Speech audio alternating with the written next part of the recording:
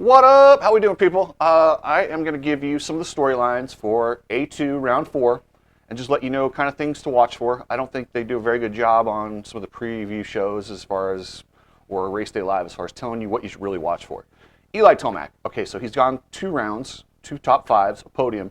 He's got the point lead. He looks good. I mean, that's a great place to be, but he better get a win, and he needs a win pretty quickly to really establish himself, or guys like Sexton, Jason Anderson, they're going to get away from him. Speaking of Sexton, this is so crucial. Okay, so he wins. Monkey off his back. He looks really good in practice, and if he can get another win, oh shit, now we're talking momentum. Now we're talking title. You get the first win, and then you back it up, and now you've got people scared. Cooper Webb.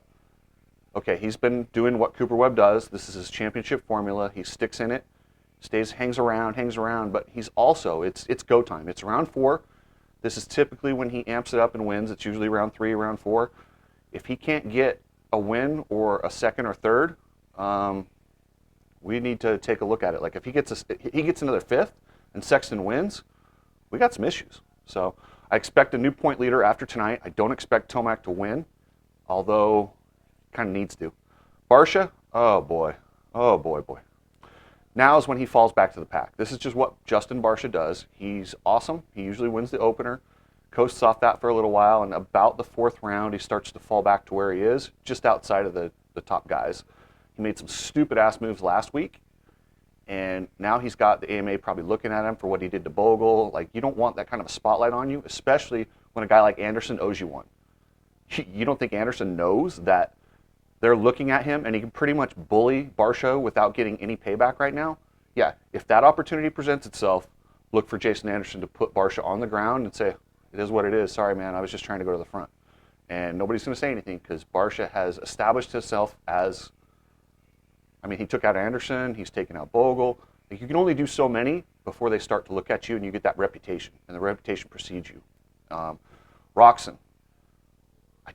We just need Ken Roczen to find that joy in riding again. If he can find that joy in riding, he looks like a guy who's stressed out. I feel bad for him in the sense of, I know what he has to go through. People forget how hard it is to be one of these top pros. He's pulled in every different direction. He's got to go to this signing. Honda's got to do this. He's got to eat this sponsor. He can't go anywhere without someone sucking his energy, trying to take a picture. While that's awesome, it also wears on him. And I think it's wearing on him, and I think he looks like a guy that's a little bit sad out there to me. And I hope he figures it out and finds the joy and can actually embrace this awesome job. Because if it's not a fun. Ask Damon Bradshaw. It's not a fun job when you do not like it, you do not want to be out there, and you feel like it's work. It's really, really dangerous at that point. So, and that's why I say this might be his last season. If he can't find the joy, if he finds the joy, that dude could go on a run and win this thing easily. He's so talented. Malcolm Stewart, so he changed bikes, changed trainers. He's supposed to have a new Malcolm. It's a new year, it's the same Malcolm. He just keeps doing the same thing. And tonight, he has got to get on the podium and battle for a win. If he doesn't get a win by the halfway point, same old Malcolm. You're just not going to see it. Marvin, oh boy, pressure's on Marvin right now. Marvin has to get a podium finish. They gave him a Supercross-only contract, and he's like, oh, good, I'll prove to you that I need the outdoor contract. He's not exactly proving it. He's not doing so good. You go 1st to 10th at San Diego, you're not exactly setting the world on fire. So he needs to get a podium and establish himself, or else he's going to find himself unemployed come outdoors. Dylan Ferrandis, starts. He's fast enough, he's good enough, he can race, he's got endurance, he's got all the tools. But when there's this many fast guys, you cannot start in 15th. Just not. If you want to start in 15th, you're going to be a top 5 guy. That's just the way it's going to go. And that's pretty much the big storylines for the 450 class. In the 250 class, big drama. Christian Craig went down in the first turn. Actually, I'm sorry, he was taken down by Hunter Lawrence in the first turn. I don't care what they say, that was dirty. They all squoze the pack. It's okay to squeeze the pack, but they squoze it so hard. I mean, there was nowhere for all those guys to go. That's just what happens. It was dirty, and I don't look for Craig to go for any payback. He just wants to win this thing. But he's got a history of making these mistakes when he's in championship contention. And that big mistake he made on press day where he landed and shot up into the netting, oh dear God, that was bad. I suspect he's hurting. I reached out to some people in his camp to see if he was all right. They said yes, but the way they said it, it was very short, to the point, very coy.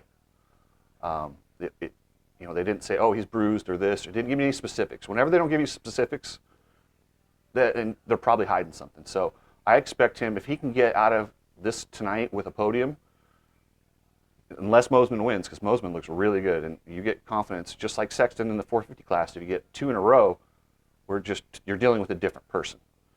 Hunter, he's got to find some speed. If he doesn't find any speed tonight, then this is just going to go away from him.